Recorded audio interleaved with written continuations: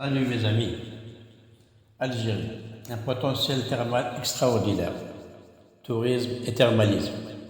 Le tourisme en Algérie n'est malheureusement pas un secteur priorité nationale, malgré que le pays dispose de gisements touristiques reconnus pour être d'une grande originalité. Son climat et la diversité de ses sites font d'elle une destination tout à fait indiquée pour la pratique du tourisme sous toutes ses formes, qu'il soit balnéaire, saharien, thermal, et ce durant toute l'année. Le tourisme d'Algérie n'a pas de quoi s'inquiéter grâce à son énorme réservoir naturel et son enracinement dans l'histoire. Parmi la diversité des produits touristiques en Algérie, les sources et les stations thermales figurent parmi les produits touristiques les plus prisés. Le thermalisme d'Algérie remonte à l'époque romaine. Les Romains accordaient une importance particulière aux sources thermales. La plupart du temps, ils construisaient leurs cités aux abords des sources. Les Arabes ont également exploité les sources thermales dont certaines portent le nom d'un saint. Les Turcs ont fini par construire plusieurs bains dans les villes qu'ils ont occupées. Les Français enfin ont quant à eux construit des bâtiments hospitaliers autour des sources thermales pour soigner leurs blessés et faire reposer leurs convalescents.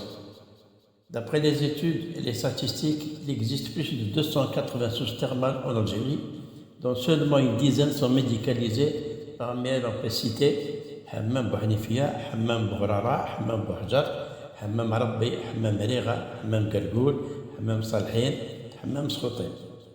Les autres sont à l'abandon ou mal exploitées, alors qu'elles sont toutes répertoriées. Pour ne citer que l'exemple d'Ouadrir et de Ouargla, où on compte une cinquantaine de sources.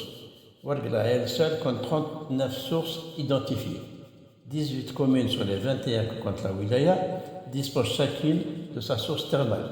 Le bilan thermal national dit que la région en fait est un gisement thermal en puissance et sous-exploité, voire oublié. Les adeptes de bains de la région se tournent chaque semaine vers Zilfana, petite oasis thermale Gradaya, qui affiche complet à longueur d'année.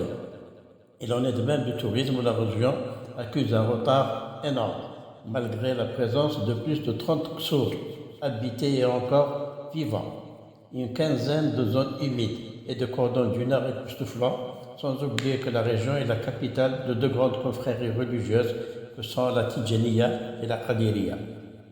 Les Algériens sont de grands amateurs de sources thermales qu'ils fréquentent pour soigner des problèmes de rhumatisme, des problèmes de dermatologie ou des problèmes psychiques. Il y a une forte demande de vacanciers qui ont jeté leur dévolu sur le tourisme thermal. De la diversité des produits de tourisme, les sources et les stations thermales figurent parmi les produits les plus prisés. Il y a un engouement de plus en plus remarqué pour le thermalisme dans notre pays avec une moyenne annuelle de 500 000 curistes et plus de 3 millions de baigneurs à travers 14 stations réparties sur 25 wilayas et une trentaine de bains thermaux traditionnellement exploités sur le territoire national. Avec plus de 280 sources thermales réparties sur tout le territoire national, le thermalisme peut être un vecteur de développement local pour bon nombre de régions du pays. Il est d'ailleurs une activité permanente qui attire de nombreux touristes nationaux et étrangers si les conditions de soins sont réunies. Le thermalisme a besoin d'un plan de développement économique sectoriel dont les capacités sont illimitées. Il s'agit de faire du thermalisme un véritable outil de développement socio-économique et d'aménagement du territoire dans plusieurs zones du pays où un potentiel d'importance nationale a été identifié, numérisé et cartographié. L'Algérie a fait une stratégie d'exploitation des sources thermales, mais celle-ci est restée lettre morte malgré que le thermalisme est un thème très important du point de vue santé et touristique. Le thermalisme restera pour longtemps encore un acteur à part entière de la santé et l'unique chemin thérapeutique naturel pour de nombreuses affections. La cure thermale constitue une alternative thérapeutique attractive au regard de l'évaluation à long terme des effets des nouveaux médicaments, de leur forte consommation, de leur interaction et de leurs effets néfastes sur l'organisme et de surcroît et des surcoûts qui en découlent. Si en Europe des villes d'eau ont connu le moment de gloire, nous rappelons que tous les types d'eau sont en réserve dans notre sous-sol, qui recèle des richesses aussi variées qu'inestimables. La promotion de la destination Algérie en matière de tourisme sous toutes ses formes relève des missions de l'État dont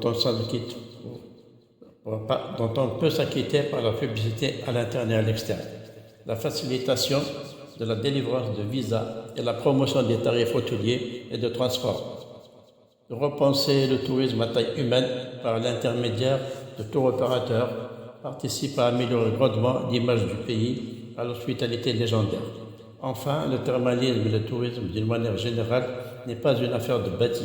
Il faut commencer par la formation au niveau universitaire pour disposer de vrais professionnels, organiser des missions de formation afin d'écrire le savoir et le savoir-faire pour aller vers le marché international. On doit s'ouvrir sur le monde si on ne veut pas que le monde se referme sur nous. À titre indicatif, sachez que Hammam Sellala, situé à 20 km de Guelma, son sous-sol referme une véritable mer d'eau minérale. Le site remonte à l'époque des Romains qui en ont fait une importante cité thermale. Ce hammam se caractérise par une température des eaux qui atteint 97 degrés Celsius à leur point d'émergence. Elle est considérée comme la plus chaude du monde. Deuxièmement, Hammam Gergoul, situé à 50 km de Sétif, ses eaux thermales sont radioactives, lui confèrent une réputation planétaire. C'est la troisième source au monde. Son eau est à 40 degrés Celsius. Au revoir mes amis.